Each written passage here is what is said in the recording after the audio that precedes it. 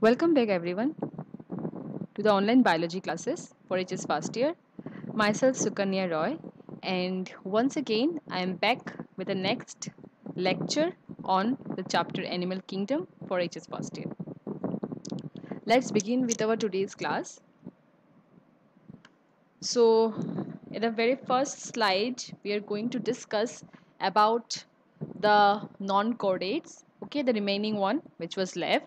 So, if you have observed my previous classes, then you would have seen that in the previous classes, I had discussed about the 9 phyla under the non-chordates, right? That is phylum Porifera, phylum Nidaria, Ctenophora, Platyhelminths, Aschelminths, Annelida, Arthropoda, Mollusca, and Echinodermata. So in our previous classes, we have covered all of this 9 phyla under the non-chordates, right? So there you had observed that only 9 phyla were actually mentioned in the class, right? But here you can see that the 10th one is also included, okay, which is termed as Hemichordata.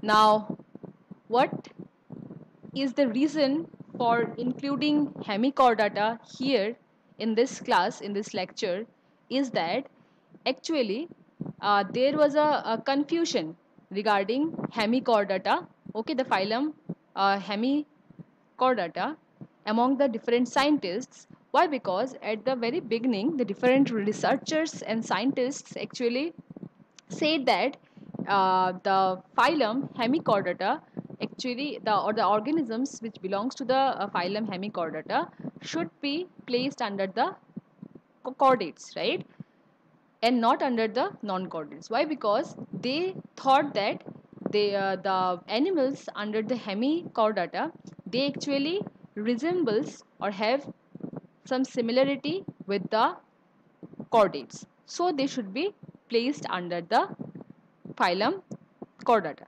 right? Then gradually it was observed that the animals which are present under the phylum Hemichordata, they actually have much more resemblances with the animals of the Echinodermata. That means they have much more uh, characters in common or in similar to the non-chordates compared to the chordates, right? That means the similarity of Hemichordata was found to be more with the members of the non-chordates compared to the members of the chordates. Okay, so afterwards, what was done is that the phylum Hemichordata was placed under the non-chordates. Clear? As a result, I have also included Hemichordata here, and we are going to discuss about this particular phylum Hemichordata under the non-chordates in today's lecture. Clear, all of you? So let's have a look at the phylum Hemichordata and its different interesting characteristics. Clear? Okay. So phylum Hemichordata. It is generally considered as the connecting link between the echinoderms and the chordates. That is, it is actually a connection. Okay, it actually establishes a connection between the phylum Echinodermata, okay, and the phylum Chordata. That means the last phylum, which was thought to be the last phylum of non-chordates, that is the Echinodermata, with that and the phylum Chordata, so it is somewhere in the middle. The phylum Hemichordata is somewhere in the middle, and it actually connects the non-chordates with the chordates, and so it is considered as the connecting link between the echinoderms and the chordates. So all of you are clear, I think. Okay, so for this reason, they are also termed as half chordates. Now, why they are termed as half chordates? Because I have already mentioned that at the very beginning, the researchers and the scientists were like they thought that they have the animals of under the phylum Hemichordata have several characteristics in common with the members of the phylum Chordata. Okay, but all of them were not common, and so they were termed as half chordates. And hemi, the word hemi here also resembles as half. So half chordates means hemi chordata. Clear? So they are also termed as half chordates. Now, though they are placed under the phylum, like under the group non-chordates, but still the name which was just given at the very beginning as half chordates or hemichordata, it's still there. Clear? Okay.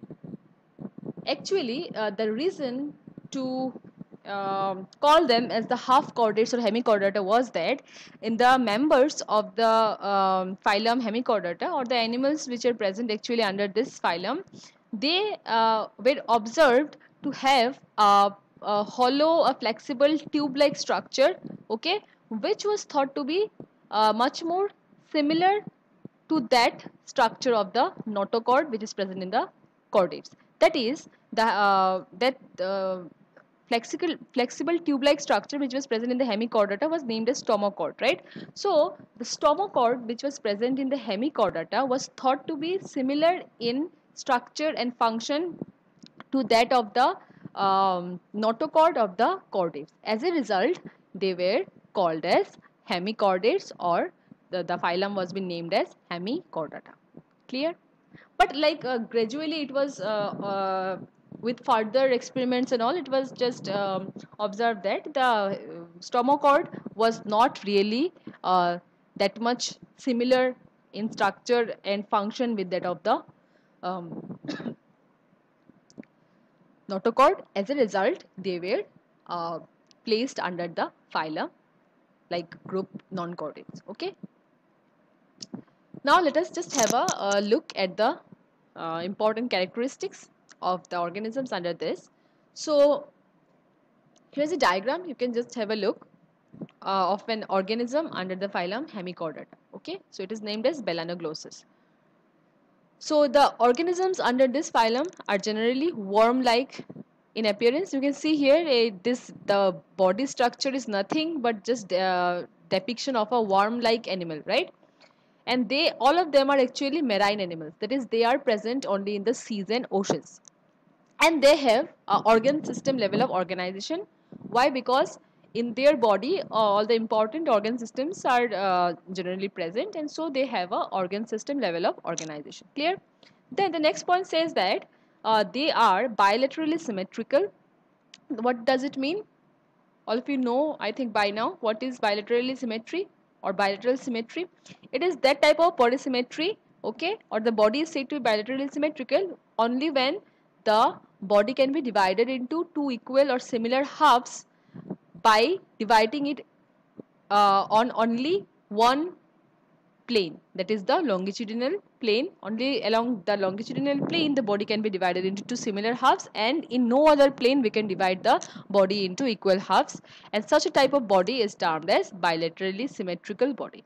Clear? So you can see here the worm is obviously having bilaterally symmetrical body. You can divide it into right and left halves only when if you will divide this along this particular axis, right? Only then you will get two equal right and left halves. Clear?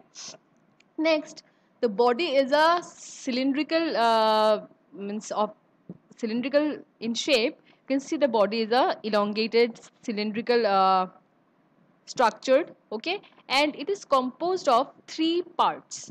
The first one is proboscis, the next one is collar, and the third one is the trunk. So the entire remaining portion of the body is termed as the trunk. Okay, so the entire body can be divided into how many parts? Proboscis, collar, and this from here up till the end, the entire structure is like comes under the trunk. So it is having a long trunk. Clear? And it is not having any tail. Okay, there is no tail present in the organisms under the phylum Hemichordates. Why? Because here you can see that the anus is at the end. So tail is always present after the anus. So if the anus is at the extreme end, so obviously there is no tail. Clear? Next, it is having a open circulatory system. Okay, that is here the circulatory system is of open type, and the respiration actually takes place by the gills and is termed as branchial respiration. Okay, and the excretory organ is present in the uh, proboscis. Here actually the excretory organs are present, which are actually responsible for excreting or taking out the nitrogenous waste materials from the body.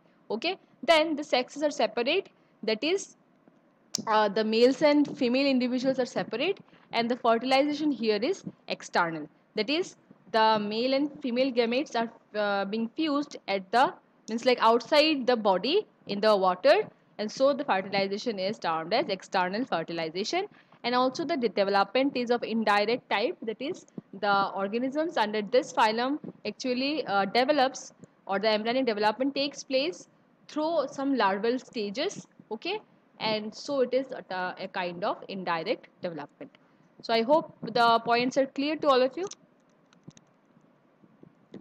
So here are some important examples. Please do remember the names: Belanoglossus and Saccoglossus. Okay, and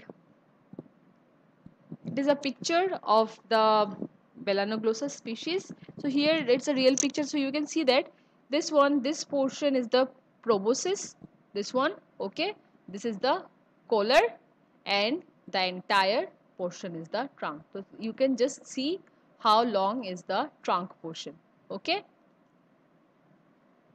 So you can do one thing. You can draw a diagram of this structure.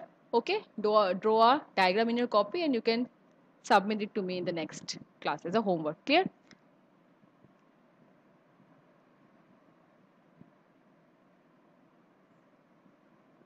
So with this we have come to an end to the entire group of non-chordates.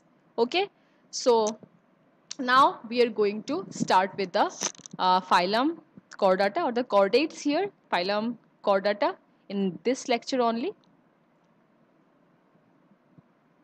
So let's begin with the most advanced phylum, okay, of the animal kingdom, that is the phylum chordata. Here all the animals are having their notochord at least some stage of their embryonic development, or throughout the entire life, and so they are termed as chordates. Okay, and hence they fall under the phylum chordata. So let's just have a look at the very important characteristics under the phylum chordata. So the very first one, all of us know that presence of notochord. That is, all the animals, all the organisms under this phylum will have notochord at least during any particular stage of their life. Okay, either they will have the notochord at some stage of their life, and then ultimately the notochord will be vanished. Okay, or it will just go away, or it will be converted into some other structure we will study about, or the notochord will persist or be present in the animal throughout the entire life. So that means what, the notochord will be present. Okay, so the animals which are having notochord at least some stage of their life are termed as chordates. So the very first or the very important characteristic of the phylum chordata is that they will have the notochord. The next one is they have a dorsal hollow tubular nerve cord. That is, they have a nerve cord placed dorsally to the notochord. So you can see here in the diagram given. So it is basically a diagram representing a typical chordate. Okay, during its embryonic developmental time. Okay, so you can see here the notochord is present. Now this pink rod-like structure here is the notochord. Okay, and just placed dorsally to the notochord, this yellow rod-like structure is the dorsal hollow nerve cord. Got it? Now they have dorsal hollow tubular nerve cord, and it is always placed dorsally uh, to the notochord. Okay, that is towards the dorsal side or the back side, and as a result this termed as dorsal tubular nerve cord. Clear now? Okay. The next point says that they have paired pharyngeal gill slits. So, gill slits are the slits or the spaces within which actually the gills will develop. Okay. So, what are gills? These are the structures which help the aquatic organisms to perform respiration and breathing. Right. So, like these are the sites of the exchange of gases. So all the chordates will have paired pharyngeal gill slits. So you have understood what is gill slits? Okay, these are the spaces within which the gills will develop afterwards. Okay, now why they are termed as paired? Because they are in pairs. So each of the gill slits are present in pair, one on this side and one on that side. Okay, that side. Uh, so they are termed as paired gill slits. And why they are termed as pharyngeal? Because they are present at the pharynx region. What is pharynx? It is a part of the alimentary canal or the digestive uh, tract which is placed after the mouth or the buccal cavity. Clear? So as the gill slits are present in the pharynx region or the pharyngeal region, so they are termed as um pharyngeal gill slits or pharyngeal gill clefts. Clear? So this is also a very important characteristic of the phylum Chordata. Next, see, they are bilaterally symmetrical, obviously, because this type of organisms can only be divided into right and left halves only along the longitudinal plane. Okay, and so they are bilaterally symmetrical, and they are triploblastic animals as well. That means they have all the three embryonic germ layers, that is ectoderm, endoderm, and mesoderm. Next, they are coelomate animals with organ system levels of organization. As the phylum Chordata is the most advanced phylum among all other phylums of the animal kingdom, so automatically they will have all the advanced organ system levels, right, organ systems in their body, and so um, they are said to have organ system levels of organization. And their coelomate, that means they do have a true coelom which is lined by the mesoderm. Clear?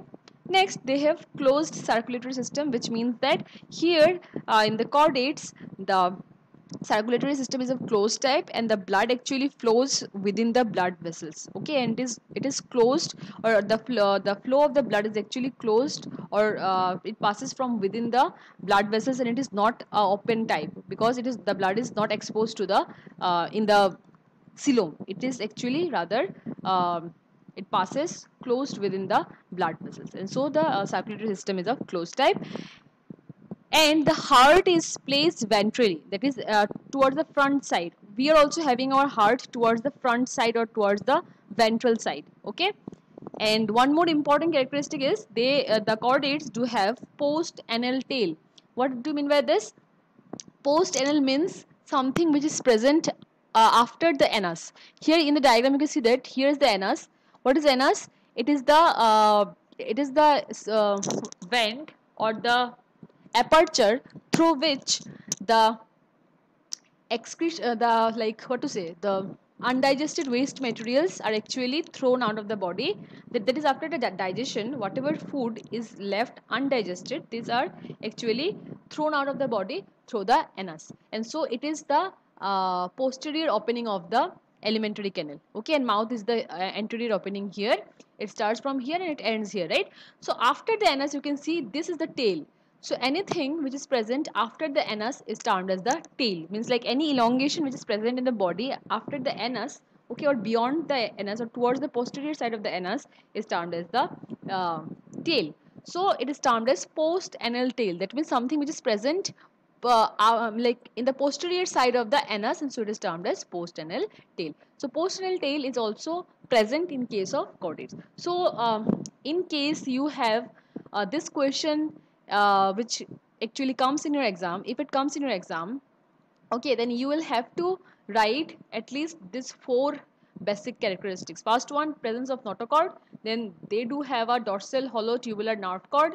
They have paired pharyngeal gill slits or gill clefts, and they have post anal tail. So after writing this, if the marks are more, then you can go for the other points. Clear? But these points are must. And first of all, you will have to write this point, presence of notochord. Am I clear to all of you regarding the characteristics or basic characteristics of a typical chordate? Okay, so it's a very important portion. Please do study it carefully. Okay. Next, the chordates are now divided into three subphylum. Okay, plural is the subphyla. So the first one is Urochordata or Tunicata. Okay, the first subphylum under the phylum Chordata is Urochordata or Tunicata. The second one is the Cephalochordata, and the third one is the Vertebrata. Now, out of the three, which is the most advanced one? Obviously, the Vertebrata. Okay, this is the subphyla under, means like subphylum under the phylum Chordata, which is the most advanced or which contains the most advanced group of organisms. Okay, now let us just have a look at the three important subphylum under the phylum Chordata. The first one is subphylum Urochordata or Tunicata. So here what happens, the notochord is present only in the larval stage. Okay, so now remember we are studying about the chordates, so obviously the notochord will be present at least at a particular stage or all throughout the life. Okay, in some animals it will be present all throughout the life, and in some animals it will be present at least at some stage during the embryonic development. So this is a subphylum which we are studying now about Urochordata or Tunicata, where the notochord is present in the tail portion. Okay, and it is present actually in the larval form. Okay, it is not actually present in the adults. Means like when the animal is grows into an adult, then the notochord is not present, but it is only present during the larval time. Okay, so here is a diagram of a larva. Okay, of the urochordates, where you can see that the tail portion actually contains the notochord. Okay, so it is termed as urochordata. Now obviously as it is a chordate, so it will have a dorsal hollow nerve cord. Okay, then it will have pharyngeal gill slits, then it will have a post anal tail, and the adults are actually sessile and attached to the substratum of the sea. Now here in this case, these organisms under the phylum, subphylum Urochordata, what actually happens is, there the two forms are different. The larva is a free moving or a free swimming or like organism which can swim and move freely, while the adults are actually sessile and they are attached to a particular area of the sea. Okay, they are not able to move. So the adults and larvae here in case of this phylum are different. Okay. Next, the body of the adult is covered by a tunic, and hence the name has been given as tunicata. What is tunic? It is nothing but a like structure, or it's a like a texture which is formed with the help of a protein and a polysaccharide, which is much more similar to with cellulose of plants. Okay, so it is a tunic is a like texture or a composition which is made up of a protein. Okay, along with a polysaccharide which is much similar to the cellulose present in the plants. So as it is the body of the adults are formed with tunic or covered by tunic, so this group of organisms are also termed as tunicata. So examples of this are the organisms belonging to the genus here Ascidia. So it's a adult form of Ascidia, and this is the larval form of Ascidia. Clear? It is a free moving form and it is a fixed one. You can see it is fixed in the a particular place and it is not able to move, while it is able to move freely. Clear? Next is the subphylum Cephalochordata. Here you can see that in this organisms what happens, the notochord actually extends from head to tail and persists throughout the life. Here the notochord is present all throughout the life, and it is present starting from the head up till the tail. As it starts from the head, so it is termed as cephalochordate. Okay, cephalo here means head or the anterior part, so the chordata means like notochord is present starting from the head, and so it is termed as cephalochordate. Clear? Examples are organisms termed as Branchiostoma, which is also termed as Amphioxus. Okay, so it is a diagrammatic representation. So here also these are nothing but some small fish like animals. You can see here it's a small fish like uh, marine animal, that is it is only found in the seas and oceans, and these are invertebrates. Why? Because they don't have vertebral column. Clear? They probably are closest living relatives of the vertebrates. Now next subphylum which we are going to study is about vertebrata, right? So obviously just it comes next to this, so obviously they will be very closely related with the vertebrates. Next, the cephalochordates have a hollow dorsal nerve cord. Why? Because they are chordates. And also they have pharyngeal gill slits. Clear? So you can see here it is a diagrammatic representation. You can see that the all the important characteristics of the chordates, that is having pharyngeal gill slits, then having a notochord, then having a dorsal nerve cord and a postanal tail. All of these are present in the cephalochordates, and so they comes under the phylum Chordata. Clear, everyone? Okay. Now let us move to the last topic of this lecture. Here we are going to study about the third subphylum under the phylum Chordata, and it is named as vertebrata. So these are the animals which comes under the subphylum vertebrata, and this actually consists of those animals which possess notochord in the embryonic period. Okay, these animals also have notochord, but it is only present during the embryonic period, after which the notochord is replaced by vertebral column in the adults. What is vertebral column? It is our backbone. Okay, all of us are having the backbone, right?